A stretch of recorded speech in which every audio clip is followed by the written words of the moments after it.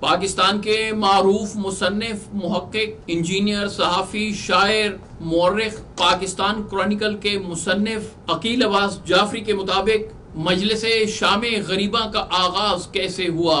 مجلس شام غریباں پاک و ہند کی عزاداری کا اہم حصہ ہے۔ شاید ہی کوئی عزاخانہ ایسا ہو جہاں 10 محرم کو مغرب کے بعد اس مجلس شام غریباں کا اہتمام نہ ہوتا ہو۔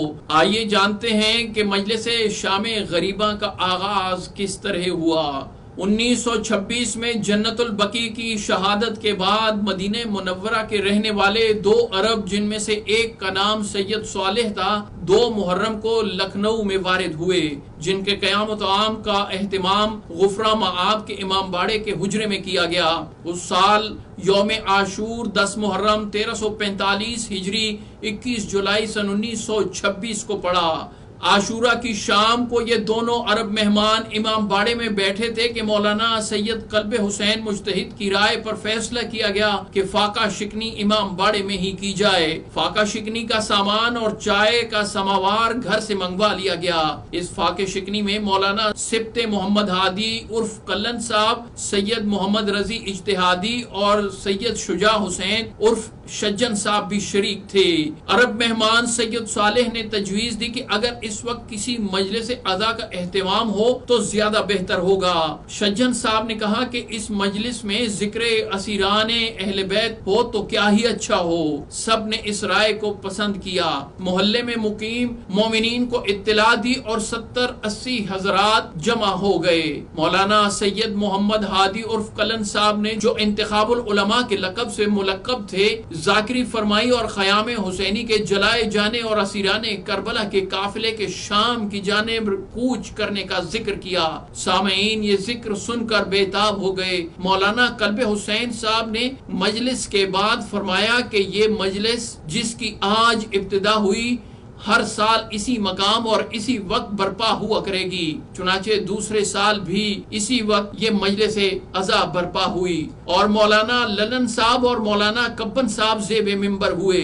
تیسرے برس اس مجلس کی اہمیت اور شہرت کے پیش نظر اس کا اہتمام اور انتظام محرم سے پہلے ہی شروع کیا گیا۔ خاندان کے ایک بزرگ منع آغا صاحب راز اجتہادی نے تجویز پیش کی کہ اس مجلس کا نام مجلس شام غریب رکھا جائے۔ اس سال اس مجلس عزا سے عمدۃ العلماء مولانا سید قلب حسین صاحب نے خطاب فرمایا۔ ان کا بیان اتنا اثر انگیز تھا کہ کئی مومنین کو غش آ گیا۔ تیسرے سال سے مجلس کے بعد زوجہ حر کی جانب سے اہل حرم کے لیے کھانا اور پانی لانے کی روایت کی تاسی میں مجلس میں کچھ خوان اور نیاز اور پانی کا بندوبست کیا گیا۔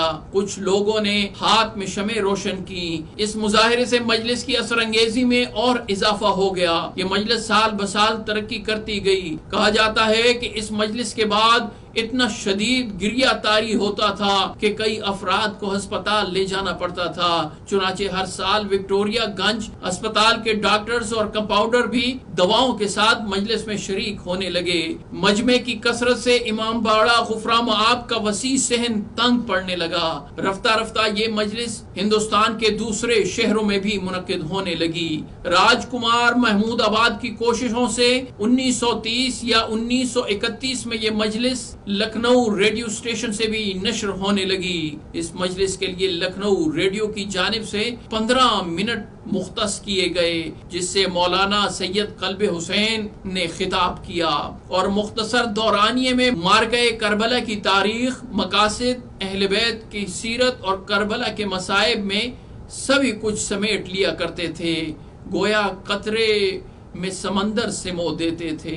مجلس کے نشر ہونے کے بعد کہ اس مجلس کے وقت عزاخانے کی روشنیاں گل کر دی جائیں، فرش اٹھا دیا جائے اور بجائے ذاکر کے ریڈیو رکھ دیا جائے۔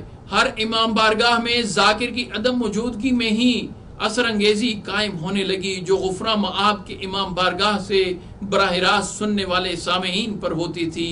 مولانا سید قلب حسین صاحب اپنی زندگی کے آخری محرم 1963 تک اس مجلس سے مسلسل خطاب کرتے رہے۔ اس مجلس کی مقبولیت دیکھ کر ریڈیو کے ذمہ داروں نے اس کا دورانیہ نصف گھنٹہ کر دیا۔ مولانا سید قلب حسین صاحب کے انتقال کے بعد یہ ذمہ داری مولانا سید قلب عابد اور مولانا سید قلب صادق نے سنبھالی۔ اب یہ مجلس آل انڈیا ریڈیو کے مختلف اسٹیشن سے نشر کی جاتی ہے۔ قیام پاکستان کے بعد سن 1954 کے لگ بھگ سید نجف حیدر جعفری نے ریڈیو پاکستان کے ڈائریکٹر جنرل زید بخاری کو ایک خط تحریر کیا اور اس میں درخواست کی کہ مجلس شام غریبہ کا سلسلہ ریڈیو پاکستان سے بھی شروع کیا جائے۔ زید بخاری نے یہ درخواست قبول کر لی، چنانچہ 10 محرم 1374 بمطابق 9 ستمبر 1954 کو ریڈیو پاکستان سے بھی مجلس شام غریبہ کی اس روایت کا آغاز ہوا اور شام 7:45 پر بڑا امام بارگاہ کھارا در کراچی سے علامہ رشید ترابی کی مجلس شام غریبہ براہ راست نشر ہوئی۔ اسی روز مجلس کے اختتام پر رات 8:30 پر سید ناصر جہاں کی پرسوز آواز میں سید آل رضا کی ایک نظم بھی نشر ہوئی جس کا عنوان شام غریبہ تھا۔ بعد میں یہی نظم سلام آخر کے نام سے معروف ہوئی اور ریڈیو پاکستان اور ٹیلی ویژن کی مجالس شام غریبہ کا لازمی جز بن گئی۔ 2 برس بعد 18 اگست سن 1956 سے ریڈیو پاکستان سے مجلس شام غریبہ اور سلام آخر کے درمیان مشہور نوحہ گھبرائے گی زینب بھی نشر کیا جانے لگا۔ یہ نوحہ ایک روایت کے مطابق عہد انیس کے معروف شاعر چھنو لال دلگیر کا لکھا ہوا ہے۔ یہ نوحہ بھی سید ناصر جہاں کی پرسوز آواز میں ریکارڈ کیا گیا۔ سن 1967 میں جب کراچی ٹیلی ویژن کا آغاز ہوا تو 9 اپریل سن 1968 بمطابق 10 محرم 1388 ہجری سے پاکستان ٹیلی ویژن سے بھی مجلس شام غریبہ کے نشریے کی اس روایت کا آغاز ہوا۔ پاکستان ٹیلی ویژن سے نشر ہونے والی پہلی مجلس شام غریبہ سے علامہ محمد مصطفیٰ جوہر نے خطاب کیا۔ سن 1969 سے سن 1973 تک علامہ رشید ترابی اس مجلس شام غریبہ سے خطاب فرماتے رہے۔ انہوں نے مسلسل 5 برس اس مجلس سے خطاب کیا۔ علامہ رشید ترابی کے انتقال کے بعد جن خطیبوں نے پاکستان ٹیلی ویژن سے مجلس شام غریبہ سے خطاب کرنے کا اعزاز حاصل کیا ان میں علامہ عقیل ترابی، علامہ نصیر الاجتہادی، علامہ عرفان حیدر عابدی، علامہ طالب جوہری اور علامہ سید نسیم عباس رضوی کے نام سر فہرست ہیں۔